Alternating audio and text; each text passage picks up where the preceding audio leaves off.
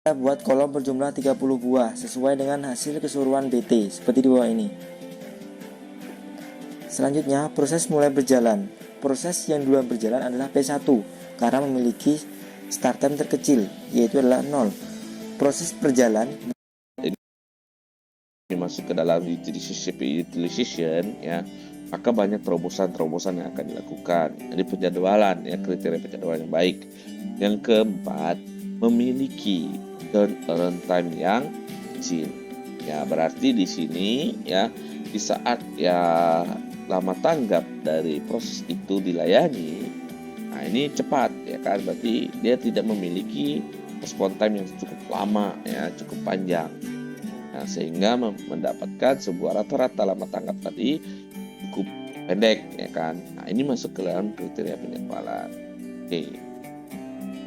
Nah, di dalam jangka penjadwalan prosesor atau CPU itu ada terdapat yang namanya short term scheduling ya, yang dimana di dalam short term scheduling di sini mengurus masuknya antrian siap ke prosesor serta antrian yang siap ke device peripheral I/O ya, yang nantinya akan mengurus beberapa prioritas proses yang akan dipreempsi. Nah, ini akan masuk ke dalam yang namanya penjadwalan prosesor yang short term scheduling. Nah, kemudian yang kedua ada yang namanya medium term scheduling, yang mengurus terhadap proses yang dikeluarkan dari prosesor yang belum rampung. Jadi jika misalkan ada ya sebuah proses yang belum rampung yang dijadwalkan, maka ini akan masuk ke dalam penjadwal yang short medium term scheduling. Ya, yang ketiga ada yang long term scheduling. Berarti ini penjadwalan yang memiliki jangka panjang ya, waktu yang cukup panjang. Mengurus masuknya pekerjaan baru berupa penentuan pekerjaan baru yang mana yang boleh diterima dalam pekerjaan atau tugas ya, dan yang diubah menjadi sebuah proses. Nah, ini akan mengalami waktu yang cukup panjang di dalam penjadwalan. Nah, itu ya. Jadi dimana dalam jangka penjadwalan prosesor. Ya, baiklah ya. Selanjutnya ya, kita di sini masuk ke algoritma penjadwalan CPU ya. Nah, bagi adik-adik atau teman-teman semuanya di sana ya, untuk algoritma penjadwalan CPU itu ada FGFS ya, kemudian ada SGF shortest job first, kemudian ada round robin, kemudian ada HPRN high spinati ratio next. Ya, di dalam khususnya untuk shortest job first di sini ada yang namanya shortest job first yang primitive ya, primitive shortest job first. Kemudian juga ada yang namanya non primitive shortest job first, PSJF dan NPSJF. Nah, inilah dia algoritma penjadwalan yang dilakukan oleh sistem operasi kita di dalam pelayanan proses terhadap khususnya penjadwalan CPU. Nah, ini juga diberlakukan untuk pelayanan resource-resource yang lain. Oke, nah sekarang kita lihat first come first serve ya, atau FCFS. Ini sebuah algoritma penjadwalan seperti apa yang dilakukan di penjadwalan prosesor. Ya, di dalam FCFS di sini ya, dia menggunakan prinsip first in first out ya, FCFS atau FIFO atau first in first out. Sama saja ya.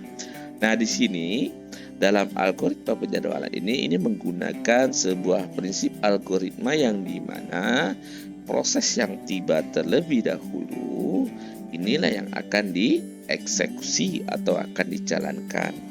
Dengan kata lain ya, bahwa di dalam algoritma FCFS di sini itu dia akan memperhatikan arrival time yang terkecil. Nah, saat tiba berarti proses siapa sih yang datang duluan, maka itulah yang akan dilayani sampai tuntas, sampai habis, tanpa harus mempertimbangkan ada proses-proses yang lain yang datang setelah proses yang tiba dilayani tadi. Nah, ini dilakukan dalam yang namanya first come first serve.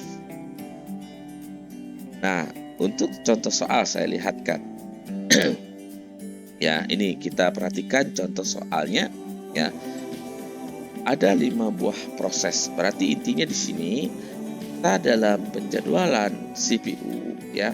Ini kita mempelajari tentang bagaimana, ya, menghitung waktu tunggu, average waiting time-nya, serta respon time-nya, lama tanggap mereka. Ini yang akan kita pelajari di dalam algoritma penjadwalan, ya. Oke, ini ada sebuah contoh soal. Misalnya seperti ini, 5 buah proses yang datang secara concurrent atau serentak. Dengan kata lain berarti kelima buah proses ini, ya, anggap aja proses pertama, kedua, ketiga, keempat, dan kelima ini semuanya datangnya barengan atau serentak, ya. Dia sama-sama tiba duluan. Nah, di sini kita ilustrasikan nama prosesnya, ada proses A, nama proses B, C, D, dan E. Ya. Dan di sini kita diperintahkan untuk menghitung rata-rata waktu tunggu dengan menggunakan algoritma FGFS. Pertanyaannya adalah, apakah bisa? Ya, jawabannya sudah dipastikan ini tidak bisa digunakan. Mengapa? Karena sudah seperti yang sudah dijelaskan tadi, ya, bahwa di dalam algoritma FGFS yang diutamakan adalah siapa yang tiba terlebih dahulu, dialah yang akan dilayani. Kalau contoh soal seperti ini, ya dari bisa lihat seperti soal ini kita tidak bisa memilih dan menghitung rata-rata waktu tunggu. Kenapa? Tidak diketahui rata-rata waktu tunggunya, karena mereka datang serentak. Solusinya gimana? Berarti di sini sistem operasi akan memperhatikan adalah, ya, siapa yang memiliki lama proses yang terpendek. Maka ini akan menggunakan algoritma penjadwalan shortest job first. Tuh, ya. Nah, untuk lebih detailnya, ya, soal dari, ya, ini dia. Ya. Untuk soal FGFS yang tepat. Oke, bisa seperti ini, ya. Berarti setiap masing-masing proses A atau proses B, proses C, proses D, dan proses E, mereka memiliki arrival time yang berbeda, ya. Ada 0, ada 1, ada 2, ada 3, dan ada 4. Nah, di sini baru kita bisa menggunakan FGFS. Kalau kita lihat di sini, kita hitunglah, berarti kita urutkan terlebih dahulu. Misalnya di sini ada B, ya. B berarti yang datang duluan di 0. Maka B yang akan dieksekusi sampai tuntas ke 30 milisecond. Selanjutnya siapa lagi? Kita lihat di situ E, ya kan, ya. E arrival time-nya 1. Maka E akan dituntaskan sampai tuntas, sampai habis di 12 milisecond sampai habis, ya. Dan seterusnya. Sehingga dapatlah nanti average waiting time-nya. Oke. Nah, untuk lebih jelasnya, ya, mengenai contoh soal latihan yang lain di dalam FGFS, ya, silakan kalian simak video simulasi berikut. Yang pertama adalah penjadwalan prosesor FGFS, yang artinya penjadwalan prosesor di mana proses yang pertama tiba atau mempunyai AT terkecil akan langsung dieksekusi. Langkah pertama, jumlahkan semua BT atau lama proses untuk mengetahui lama proses keseluruhan. Kita jumlahkan semuanya dan hasilnya adalah 30. Maka kita buat kolom berjumlah 30 buah sesuai dengan hasil keseluruhan BT seperti di bawah ini. Selanjutnya, proses mulai berjalan. Proses yang duluan berjalan adalah P1 karena memiliki start time terkecil, yaitu adalah 0. Proses berjalan berdasarkan warna pada nama proses. Start P1 adalah 0, kemudian lama prosesnya 5, berarti proses akan berjalan dari 0 sampai 5. Next. Proses P1 telah selesai, maka kita dapatkan ST-nya adalah 0 karena dimulai dari 0, dan FT-nya adalah 5 karena berhenti di 5.